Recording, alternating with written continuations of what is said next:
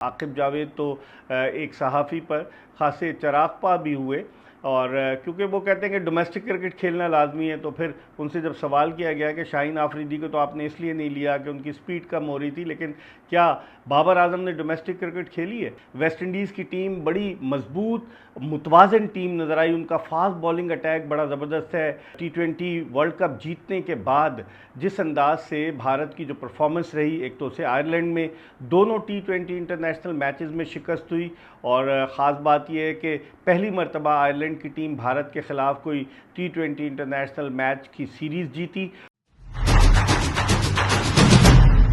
बिस्मिल्लाहिर्रहमानिर्रहीम, अस्सलामु अलैकुम। अपने यूट्यूब चैनल MIB स्पोर्ट्स पर मैं हूं मिर्ज़ा इकबाल बेग।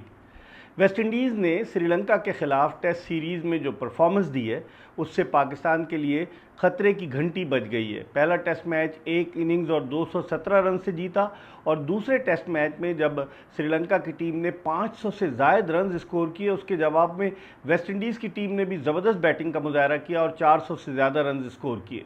तो अगर देखा जाए तो इस सीरीज़ में वेस्ट इंडीज़ की टीम बड़ी मजबूत मुतवाज़न टीम नज़र आई, उनका फास्ट बॉलिंग अटैक बड़ा ज़बरदस्त है। शमार जोसेफ, अल-अज़ारी जोसेफ, उसके अलावा उनके जो फास्ट बॉलर जेडन सील्स, ये सारे जिस तरीके से वो खेल रहे थे, लग रहा है कि अब पाकिस्तान के लिए बड़ा टफ टाइम देने जा रही है वेस्ट इंडीज़ की क्रिकेट टीम। अब देखते हैं कि पाकिस्तान किस तरीके से परफॉर्म करता है वेस्ट इंडीज़ के दौरे में। 25 जुलाई से सीरीज़ का पहला क्रिकेट टेस्ट मैच शुरू होगा और दोनों टेस्ट मैचेस जो हैं वो पोर्ट ऑफ स्पेन ट्रिनिडैड में खेले जाएंगे। दूसरी तरफ ऐसा लग रहा है कि भारतीय टीम पाकिस्तान के नक्श कदम पर चल पड़ी है।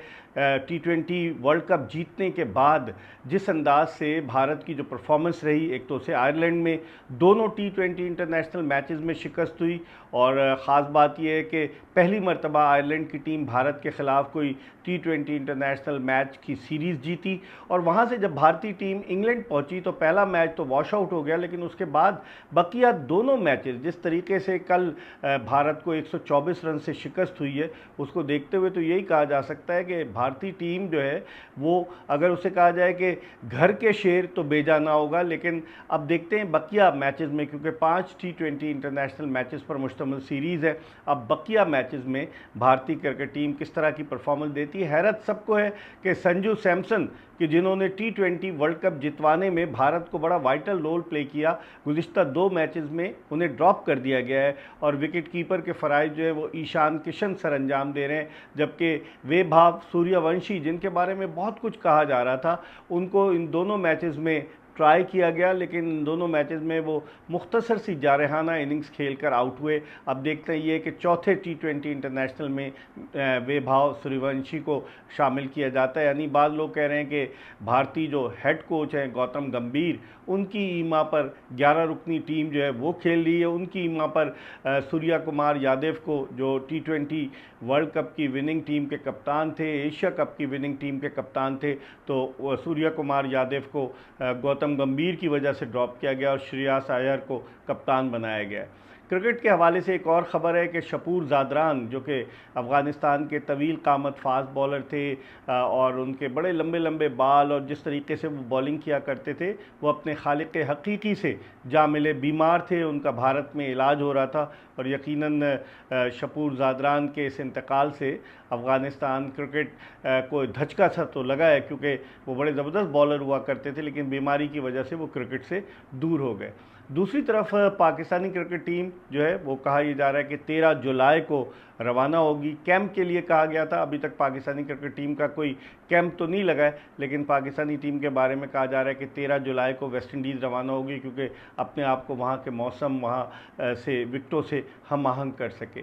तो अब देखते हैं क्या होता है, लेकिन पाकिस्तान क्रिकेट में यही बातें हो रही हैं जो आकिब जावेद ने इंटरव्यू दिया या जो माइक हैसन ने इंटरव्यू दिया। आकिब जावेद तो एक सहाफ़ी पर ख़ासे चराग़ भी हुए और क्योंकि वो कहते हैं कि डोमेस्टिक क्रिकेट खेलना लाजमी है, तो फिर उनसे जब सवाल किया गया कि शाहीन आफरीदी को तो आपने इसलिए नहीं लिया कि उनकी स्पीड कम हो रही थी, लेकिन क्या बाबर आजम ने डोमेस्टिक क्रिकेट खेली है?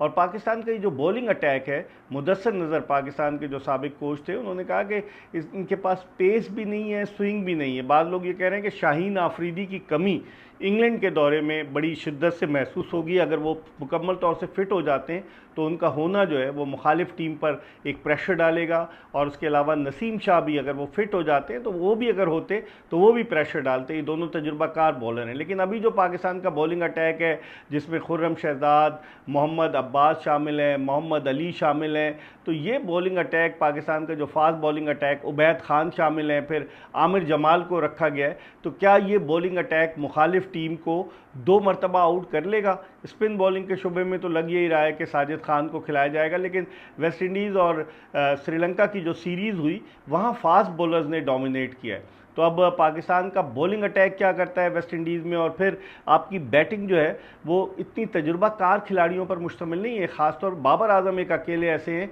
बाकी आप देखें कि अब्दुल्ला फजल और अजान उवैस के लिए पहला मौका है कि गैर मुल्की मतलब वेस्ट इंडीज़ में कोई सीरीज़ खेलेंगे बाउंसी विकटों पर। इंग्लैंड में जहाँ स्विंगिंग डिलीवरीज होती हैं, जहाँ पर पिच में सीम और स्विंग होता है, वहाँ ये दोनों खेलेंगे।